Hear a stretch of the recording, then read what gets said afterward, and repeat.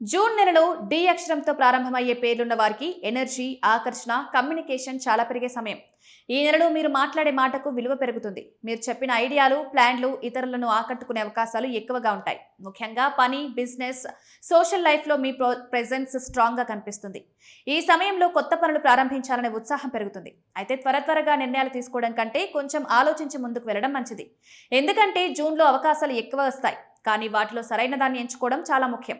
మీరు తీసుకునే ఒక మంచి నిర్ణయం భవిష్యత్తును మార్చే అవకాశం ఉంటుంది. ఆర్థికంగా చూస్తే ఈ నెల మిక్స్డ్ రిజల్ట్స్ ఇస్తుంది. కొంత డబ్బు వస్తుంది, అలాగే ఖర్చులు కూడా పెరిగే అవకాశం ఉంది. ముఖ్యంగా అనవసర ఖర్చులను కంట్రోల్ చేస్తే సేవింగ్స్ మెరుగుపడతాయి. ఇన్వెస్ట్మెంట్స్ విషయంలో పెద్ద రిస్క్ తీసుకోవడం కంటే సేఫ్ ప్లానింగ్ మంచిది.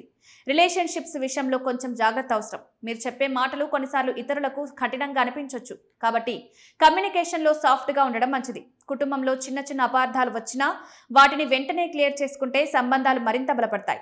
ఆరోగ్యపరంగా చూస్తే పెద్ద సమస్యలు లేకపోయినా స్ట్రెస్, నిద్రలేమి వంటి చిన్న ఇష్యూలు ఇబ్బంది పెట్టే అవకాశం ఉంది. కాబట్టి రెగ్యులర్గా విశ్రాంతి తీసుకోవడం, మంచి నిద్రపోవడం, తేలికైన వ్యాయామం చేయడం అవసరం.